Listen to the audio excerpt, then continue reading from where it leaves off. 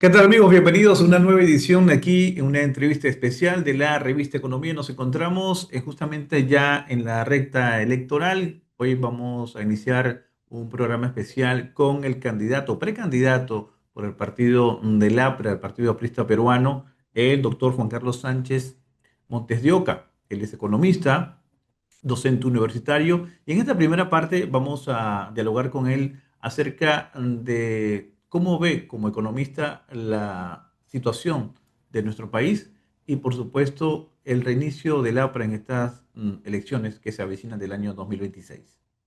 Bienvenido, doctor Juan Carlos, bienvenido, gracias a la revista Economía.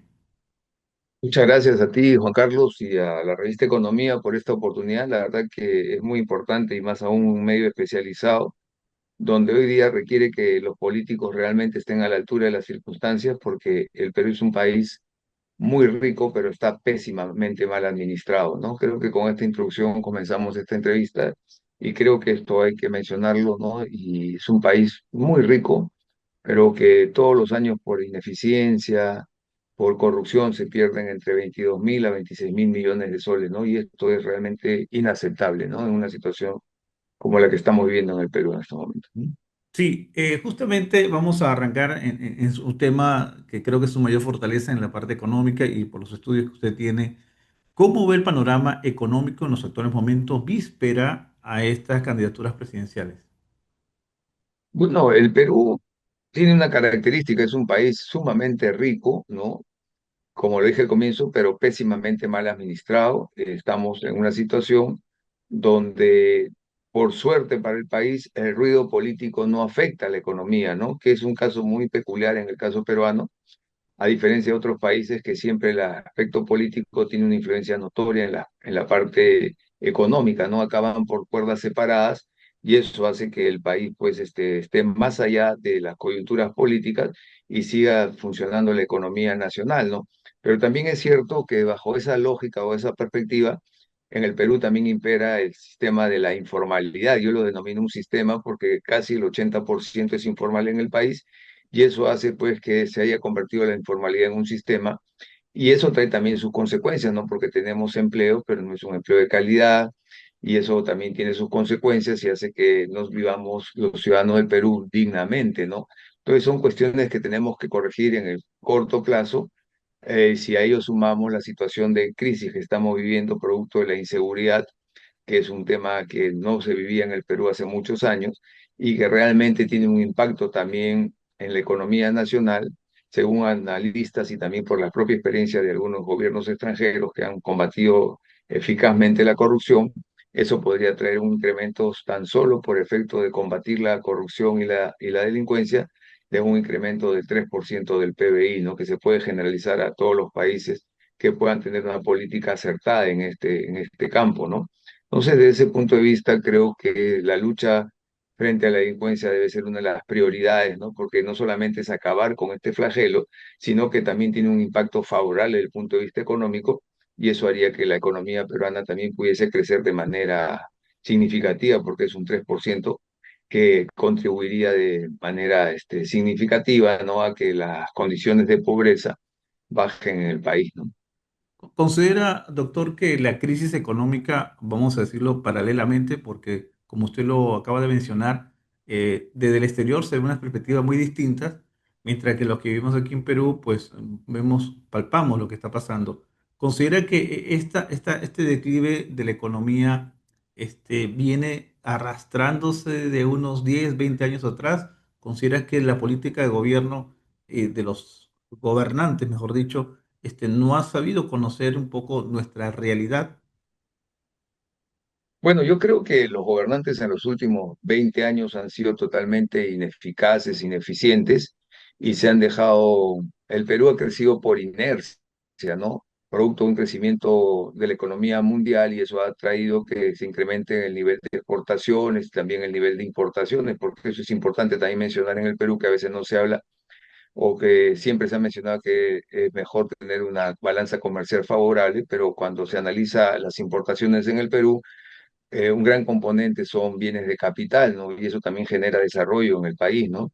Entonces, es la vieja definición clásica de la balanza comercial, ser exportador. Por supuesto que exportar es mejor que importar, pero en el caso del Perú, que no produce absolutamente ningún tipo de bien de capital, entonces la importación también se convierte en un aspecto favorable para el crecimiento y desarrollo de la economía nacional, ¿no? Ese es un punto importante, ¿no? Ahora, usted tiene una maestría dentro de lo que es el doctorado en agricultura sostenible. La agricultura es una fortaleza que tiene el Perú justamente en lo que es la parte de producción y sobre todo también en Ah, nuestra economía. ¿Considera que sí, por esa es supuesto que una... sí.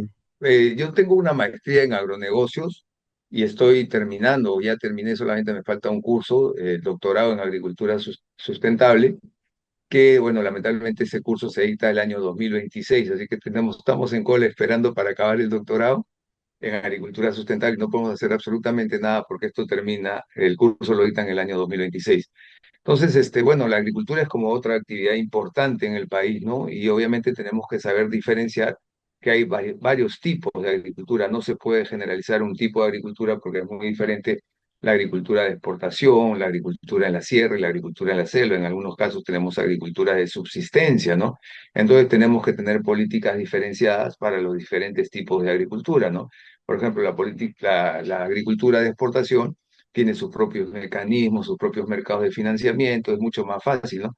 Pero, por ejemplo, tenemos que cambiar el concepto de la agricultura, por ejemplo, en la sierra y en la selva, donde se tiene que apostar por un criterio mucho más amplio, que es el criterio de desarrollo de fincas, ¿no? Donde la agricultura es una actividad que se complementa con otras actividades, con el manejo de animales, con el manejo del tema forestal, en fin, no tanto en la sierra y en la selva. O sea, tiene que darse un manejo completamente diferenciado, ¿no? No se puede hablar de una sola política agraria, sino de diferentes políticas agrarias dependiendo las diferencias que existen realmente en la agricultura, ¿no? El ministerio ha tomado parte de ello, considera que el agricultor ha sido tomado en cuenta, sobre todo en estos últimos años, donde se busca exportar justamente el producto o materia prima peruana. Bueno, yo creo que en términos generales los ministerios en los últimos años no han sido eficientes y creo que no entienden o no comprenden lo que son las políticas en el sector agrario, ¿no? Ha habido leyes de promoción, ¿no? Pero al final vemos que hay agricultura de subsistencia en el país y eso no ha podido solucionarse hasta el momento, ¿no? Entonces hay que tener un enfoque y una visión mucho más integral y debe tenerse un crecimiento modular, que es lo que yo siempre he planteado para la agricultura más pobre del Perú, ¿no? Que es a través de estos módulos, ¿no? Para ir desarrollando y alentando una serie de actividades, ¿no? De tal manera que estos módulos, este crecimiento modular, pueda permitir el desarrollo por ejemplo, de la crianza de cuy, de la crianza de algunos animales menores y que se vayan enriqueciendo, sobre todo, o como también se está desarrollando en la sierra, poco a poco el desarrollo de la crianza de gallinas, de pollo, que les va a dar proteínas, por ejemplo, a la gente de la sierra que no lo usa, ¿no? Entonces, por eso nosotros planteamos el desarrollo bajo el criterio modular, ¿no? Que es un enfoque completamente diferente al que lleva a cabo el Ministerio de Agricultura, ¿no? Y creo que eso podría ir marcando la diferencia. Ahora también tenemos que mecanizar la agricultura, ¿no? Sobre todo en la sierra y en la selva, y teniendo en cuenta que la gran dispensa de alimentos del Perú podría ser la selva peruana, ¿no? Teniendo una característica esencial, el 98% del agua que se genera en la sierra del Perú termina en la cuenca del Atlántico, el 98%. O sea, cuando nosotros vemos los ríos crecidos acá en las costas, eso no llega ni al 1,5 ni al 1,4, ¿no? Del agua que se genera en la sierra del Perú, ¿no? Entonces, la gran fuente de alimentos es la selva del Perú, que debería ser la gran fuente acuícola de alimentos del Perú, ¿no? Ya el IAP ha podido desarrollar lo que es el tema del manejo de la gavitana, el manejo del paiche, ¿no? De la doncella. Entonces, lo que más hay en la selva es agua, pero lo que menos tiene es desarrollo de infraestructura y sobre todo tampoco tiene población, ¿no? La selva del Perú representa el 60% del territorio nacional y tan solo vive el 14% de la población peruana, ¿no? Entonces tenemos grandes extensiones abandonadas y bueno, y uno de los grandes problemas es el tema de la carencia de infraestructura. Ahora, hay un científico peruano, en Ayacucho, que ha podido desarrollar lo que se llama la energía a través de la fotosíntesis de las plantas, ¿no? Entonces, esto es una novedad muy importante que debería pues implementarse, estudiarse con mayor detenimiento y convertirlo en una política pública, ¿no?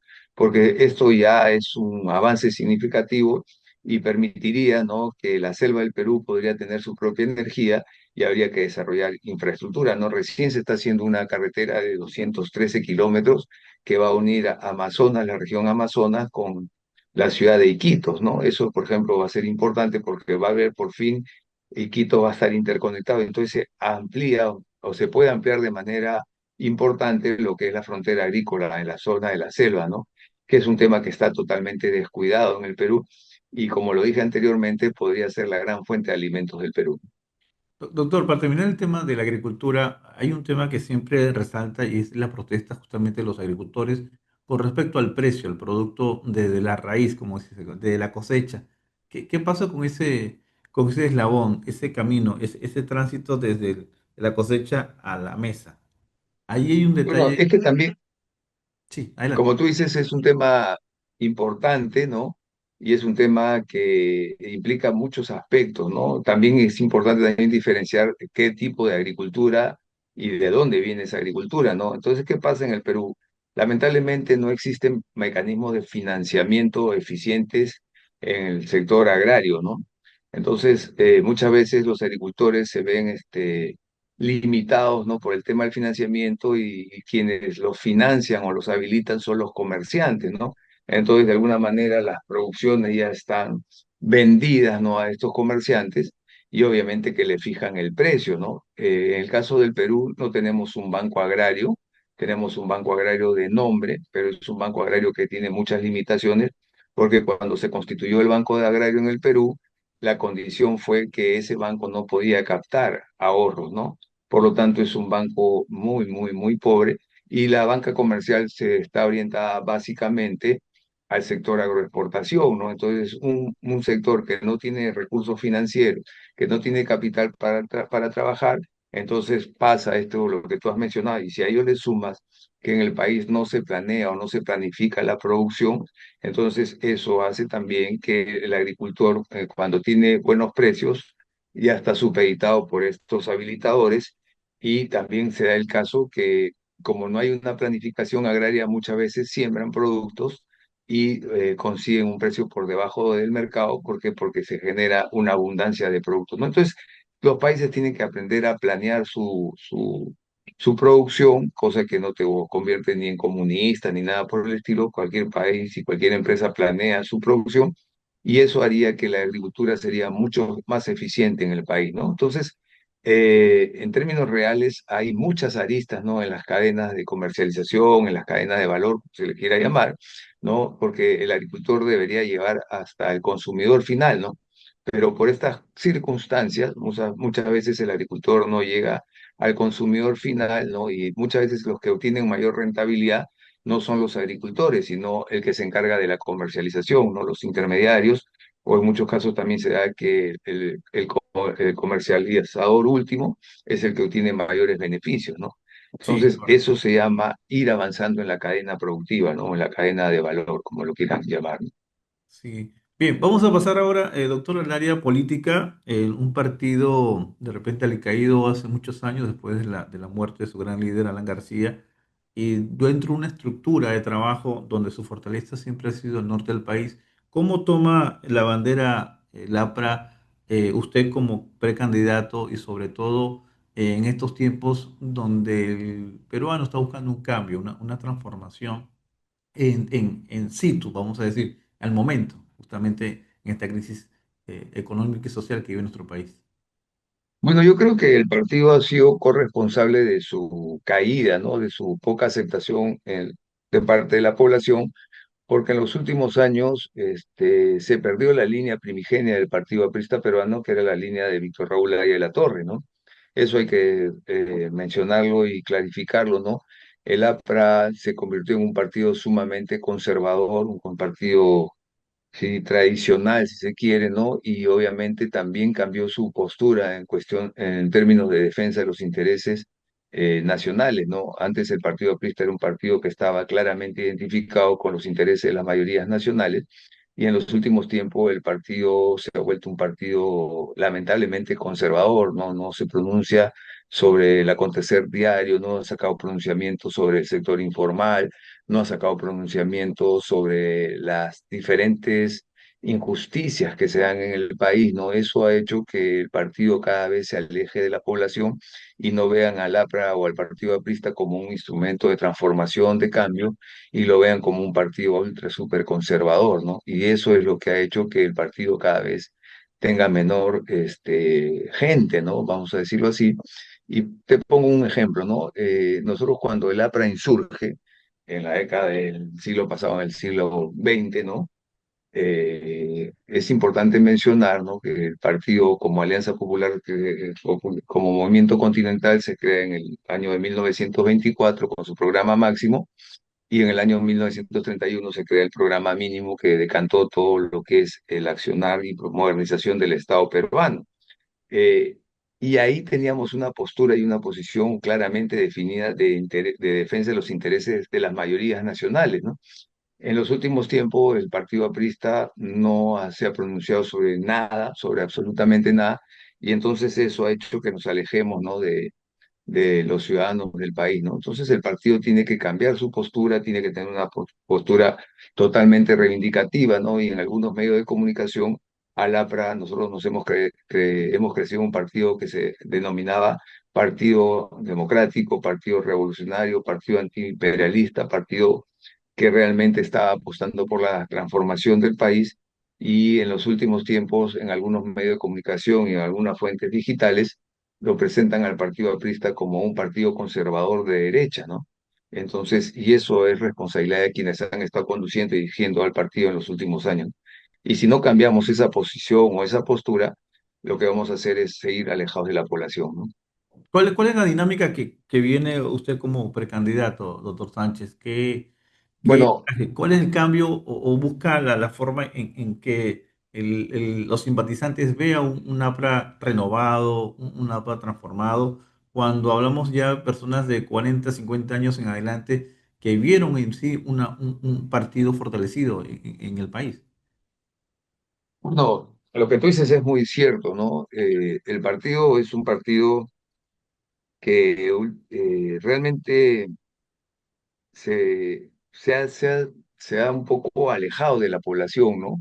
Y creo que ahí nosotros tenemos que hacer un trabajo político importante, tenemos que volcarlo a la población peruana, y eso significa que nosotros tengamos un programa actualizado de defensa de los intereses nacionales y también, sobre todo, tener una interpretación de los cambios que ha acontecido en la sociedad peruana, ¿no? El partido, como te mencioné, cuando surge bajo la lógica también del famoso Frente Único, donde se convocaba, ¿no?, a la clase media, a los trabajadores, ¿no?, que era muy importante, los manuales intelectuales. E inclusive en aquella época podrías tú conocer con claridad cuáles eran los barrios de clase media, los barrios obreros. O sea, la ciudad estaba muy estructurada en ese tiempo, ¿no? En cambio, en los últimos tiempos el partido ha perdido vigencia porque no ha seguido investigando y estudiando. Por ejemplo, no tenemos una propuesta para el sector informal, que hoy día representa el 80% de la población. Entonces, eso también significa que hay tenemos que reinterpretar lo que ha pasado en la sociedad, cuál es la nueva visión, por ejemplo, del Frente Único. Si bien es cierto, hay clases medias, hay obreros, hay campesinos, pero también hay un sector informal, ¿no?, que hoy día tiene una significativa preponderancia, y que no se está visualizando dentro de la propuesta del Partido Aprista Peruano, y eso es lo que hace que nosotros estemos un poco alejados de la población, porque no hemos sintonizado con la agenda del sector informal, por citar un ejemplo, ¿no?